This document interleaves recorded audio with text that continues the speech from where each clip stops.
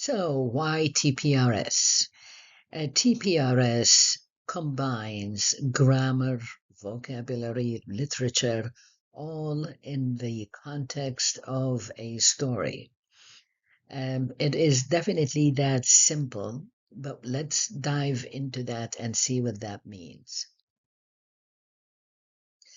Now, what does TPRS stands for? It's Teaching Proficiency through Reading and Storytelling.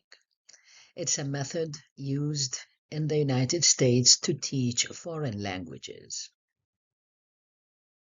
My program of this course is based on ESL programs that I have administered in the United States for over 20 years.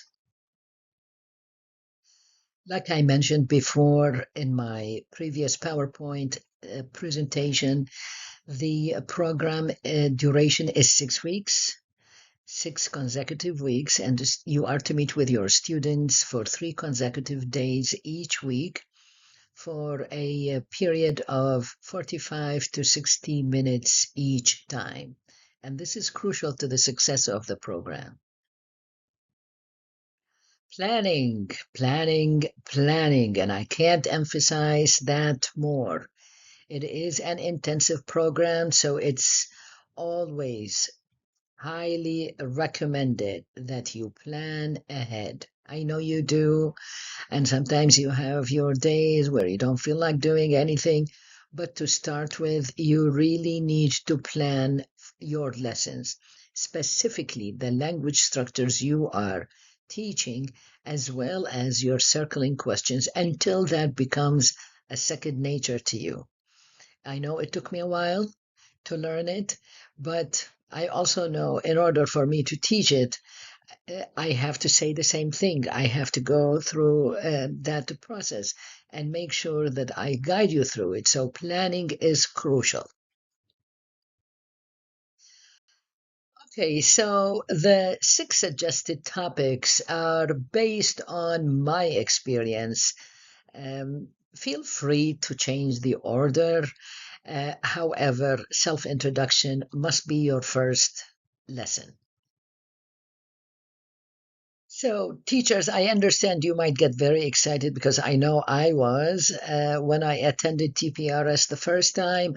However, it is exhausting because it does require a lot of performance. That's a lot of energy on our behalf as teachers. Don't plan on spending more than 15, 20 minute stops, okay? You can see them the next day, you can see them the next week, the next following 6 weeks. So don't spend more than 20-minute stops. Your first story is your seed story. Now, this seed story is your own. So feel free to tweak it, get creative with it. And that's okay because it is your story. Okay, so I do understand that you want the students to take ownership of the learning. However, you have to keep in mind that you are dealing with beginning students. So that means they require a lot of comprehensible input in order for them to produce language. So to move them to the productive stage, you have to do most of the talking. That's just the initial stage of learning, and that's okay. You know that you are the source of input, so you want them to learn how you say things, and that's all right. Allow that much of leeway with your teaching instructions. Okay, lessons are based on we do, and that is the guided instructions by yourself with the students. Then you do, and that's when you have them work together in small groups. And of course, the I do is the individual practice of the one students. That is usually, like, especially with the self-introduction, that is usually done with the worksheets that you're going to give them at the end of the lesson to do for next day. Okay, the seed story, you're going to have hard time, introducing this story to them because it's new information, and it's okay because this is going to be an investment on the long run. Once you introduce them to the second story based on your seed story, they are already familiar with a context. So they're not going to spend too much effort on their behalf in order to understand something new. They know that already. And you're going to see from the questions of the circling questions section that you are going to introduce them to what is next at the end of the lesson. Make it silly is a must. This is not a serious story at all. Somebody is craving spaghetti, goes to Walmart and can't find spaghetti, goes to McDonald's and can't find spaghetti, then goes to Italy and eats a lot of spaghetti. Kids are to say, what is that? What's she talking about? You're supposed to be silly, all right? And that's probably one of the parts that I love about teaching is that I can be whatever I want to be, and I can be as silly as I want. They'll believe it, they'll buy it, but I just use that to my advantage. And of course, in this case, is teach them.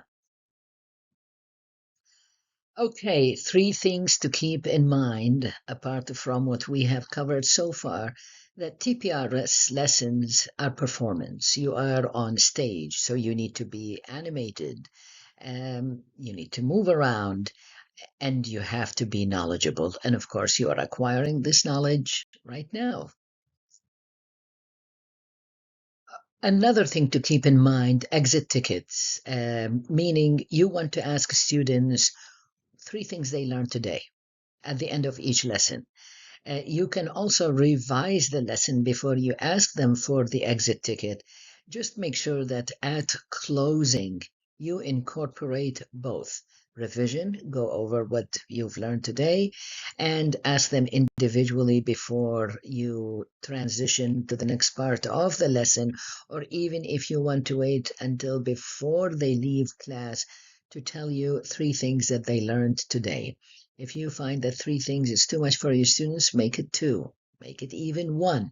The bottom line is for them to be attentive to you, knowing that they will be asked. Okay. Okay, on our last slide, what are some takeaways?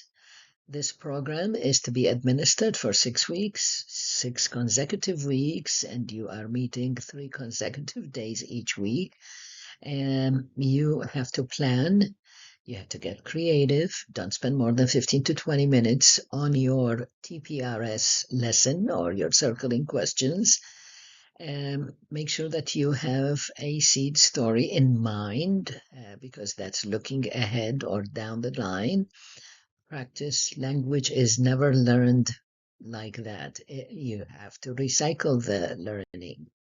And that's pretty much it in a nutshell. So why TPRS? TPRS combines grammar,